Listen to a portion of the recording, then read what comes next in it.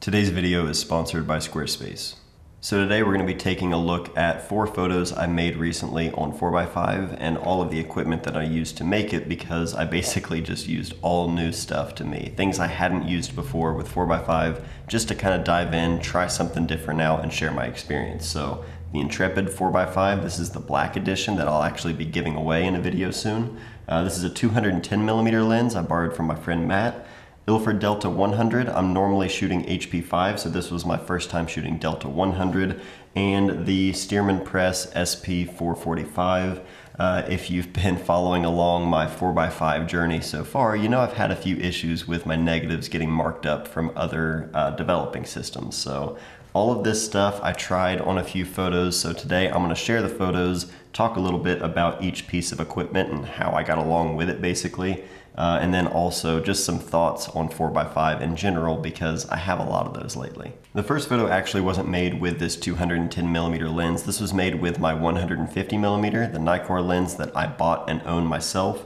But this is my good friend Tyler. I shot this in the office the other day with the Intrepid camera. I love the light coming into the office in the morning, and I wanted to see what the dynamic range was really like with Delta 100. I've heard it's a little bit more contrasty than HP5, so I didn't know exactly what to expect, but it handled this scene perfectly. Wearing a white shirt with highlights on it, I still have all the detail there, plus plenty of detail in the shadows behind him, which was a lot darker. The way I metered this was basically taking my spot meter and I metered off of the highlights on his shirt, and I basically just made that my highlight value and then worked backwards off of that. Essentially, if I took a meter reading off of those highlights on his shirt and I didn't compensate to make that a highlight value and I just made it my standard middle gray reading, this would actually be a lot darker, because the middle gray reading is going to take that highlight reading and it thinks it needs to be darker so that it's middle gray, when in reality it needs to be a lot brighter because it is a highlight in the scene.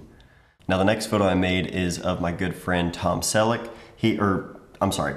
Matt Seal. He came to town the other day and brought a couple of lenses with him that he wanted to let me borrow. This 210mm Rodenstock lens, as well as a 90mm lens as well, since he knew I wanted to try some other lenses. I used the 210mm for this shot and the next 2 shots as well. I've yet to try out the 90, but I am excited to shoot with that one.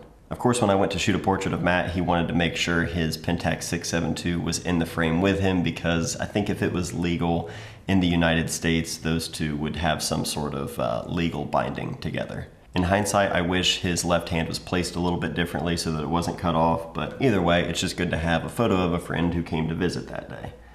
Now this next photo here is my daughter Nora's handiwork. Molly, my wife, and I, we have been going around and painting walls and getting new furniture, new curtains, just changing up a lot of stuff in our house. So we've been trying to put a lot of work into it over the last couple of months, and as a result of that, our house has just sort of been in this transition stage where we're in the middle of a DIY project in this room, but then we also need to get stuff taken care of in this room.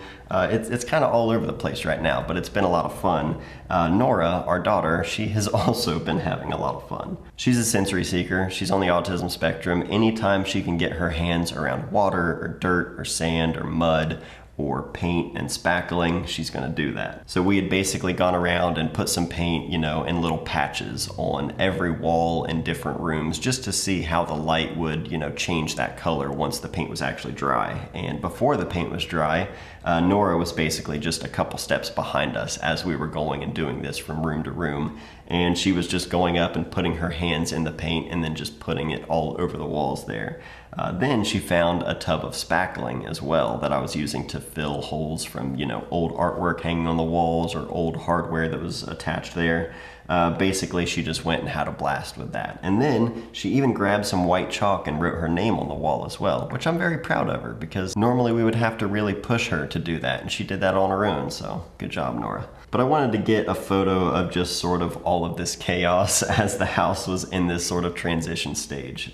You've got old curtain hardware that still hasn't come down, other curtain hardware that has come down that I still need to patch and cover up. all the handprints, her name written there, the spackling on the wall, all of this stuff as we're sort of in this transition stage. I wanted to make sure I got a photo of that, but I also love this planner hanging right in the middle there, which has grown a lot, especially in recent months, and I kind of wanted to juxtapose that with the house as it's going through this sort of shift and change. Obviously, there's been a lot of growth in our house and our family really this year as well. So I wanted to kind of make a photo with that in mind. And then the last photo here is of the Carlisle building in downtown Chillicothe. It's a really historical building in the downtown area, and I think I wanted to shoot just the top of the building just because it's one of the highest buildings downtown and you can see it from a lot of different areas. So I kind of had that in mind and wanting to just shoot sort of the structure, not really the silhouette, but you know, really just show like the top of the building, and I tried to frame it underneath the trees there. And in all honesty, I just don't like this this photo at all. I think in my mind it looked a lot cooler, but yeah, I'm just not happy with it. I think in reality I would want to shoot the entire building, not just the top of it. Again, I was using the 210mm lens, which is a little bit longer, so I was trying to use that to my advantage, but in reality it's a photo that I'm not happy with at all. So those are the photos. Let's talk a little bit about all of this stuff here that I used to actually make these photos. We'll start with the SP445. I've had some issues with my 4x5 negatives getting marked up while developing in the Mod 54 reel and the 20th Century Camera reel. Both of those ended up marking up my negatives permanently. It wasn't anything I could fix after the fact, which was a big bummer. So I wanted to try something different, and a lot of people recommended this one. So I picked up the SP445 from Stearman Press, and so far I'm really enjoying it. Loading it was pretty simple, sort of similar to a 4x5 holder. I like that I don't have to bend or taco my negative in order to get it in a tank. Keeping it nice and flat, that's definitely a bonus. And the whole, you know, loading and draining and all of that kind of stuff, it's a pretty simple setup. So hopefully I don't run into any issues. I would love to have a developing system that I can just rely on and consistently use every time without worrying about it messing up my film. Now the Ilford Delta 100, so far I absolutely love this film. I think this is going to be my new kind of go-to when it comes to 4x5. I was using HP5. I think HP5 is great in 35mm, but in 120 I prefer Delta 3200 because I like the way that film looks on that format. I really like the grain. With 4x5, Delta 100, it feels like it just makes sense. I don't know what it is with the look of large format and this film. It just feels right. So far, Ilford Delta 100 is definitely going to be something I shoot a lot more of. Now with the Intrepid 4x5 Black Edition, this is what I used for all 4 photos, and so far I'm pretty impressed with this thing. Intrepid sent this out to me for free, and I am giving this camera away in a video soon, so although I'm not going to keep this camera, I will say it's a pretty solid option for anyone wanting to get into large format. It's a really similar setup and sort of design as my Chamonix 45N2, although it is definitely not as solid as that camera. You're using a lot of 3D printed pieces. There are a few different things and mechanisms on the Chamonix where things lock down nice and tight, whereas this, no matter how much I tighten each knob, there's still a little bit of play in there every once in a while. Now, obviously, as I'm shooting this, if I'm setting up the shot, unless I'm intentionally trying to move something, it's not going to go anywhere. However, just having that peace of mind where everything locks down really nice and tight, it's definitely kind of the main benefit of buying something that is going to be a lot more expensive than something like this. However, if you're on a budget or if you don't mind dealing with those little things like that, this is a very solid option. But I'll show more of that and talk more in depth with that in the official video where I give this camera away to one of you guys. As for the 210mm lens, I don't have a whole lot to say about it because I'm used to using a 150. The 210 didn't make a drastic difference or anything like that, but you know, it was fun still just to change things up. But now I'm just going to kind of share some thoughts on 4x5 in general, at least just, you know, what I've experienced so far. I think I've exposed close to 30 sheets of film so far, and I'm still just kind of trying to get used to everything and, you know, trying to figure out a system that'll work and, you know, won't mess up my film. And it's a long, slow, tedious process. It's a process that I really enjoy, for sure. I love the idea of slowing everything down and being stuck to a tripod all for one shot. If you've never tried it before, it's definitely worth trying at least once because it's just a totally different way of working. But I've been asking myself, like, is all of that worth it for the end result? You know, am I making work that is benefiting from that process at all. And I don't really know if I am yet. I know it's made me think differently and made me approach things differently for sure. And for that, I think it's worth it just to, try it out. But given the time it takes for every single shot, the cost of the film, finding a solution to develop the film even, is all of that stuff worth it if I'm not like completely over the moon excited about the end result? And there are times where I think maybe I could just sell my 4x5 stuff and just get like a Pentax 672 or something, which is an incredible camera to use. It's a camera I used to use all the time.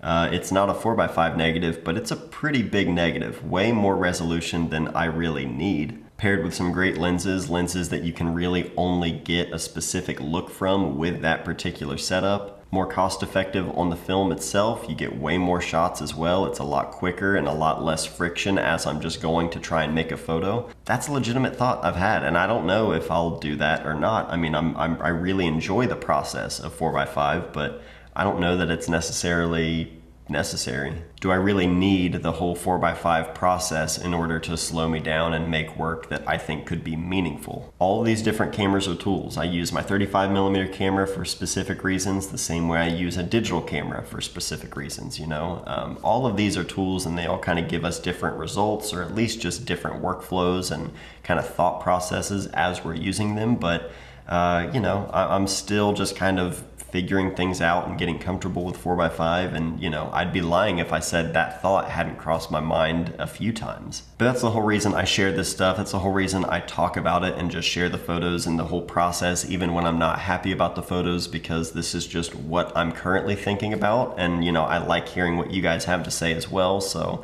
I'd be curious what your thoughts are on 4x5. If you shoot 4x5 and why you shoot it, if you think it is worth all of the extra steps, or if you just are more than happy with what you've got, whether that be 35, medium format, digital, whatever it may be. I feel like I've rambled and talked about a lot in this video, so I'm going to try to quickly recap everything. SP445, love this thing. As long as my film doesn't get scratched up or messed up in this thing, I'm going to continue to develop using this. Ilford Delta 100, absolutely love this film. Definitely going to be my new standard black and white for shooting 4x5. As long as I am shooting 4x5, I guess. To be continued or whatever. Intrepid 4x5 Black Edition, great value for the money, I think, for people starting out with large format, or people on a budget, or people who just want to save some money. Really great option, but more on that in a video coming soon, where I'll actually be giving this away to anyone in the world, so stay tuned for that. And using a different focal length. Again, I think the 150 works just fine for me right now, at least for my long lens. I am excited to try the 90mm though. And just 4x5 in general, I'm enjoying it, but am I like wasting my time and money? I don't know. Let me know what you guys think in the comments down below. But that's gonna do it for today though. Thank you guys so much for everything. If you enjoyed the video, give it a like and subscribe. I'm very curious to hear what you guys have to say in the comments down below. So that's it for today. I love you guys. I'll see you next time.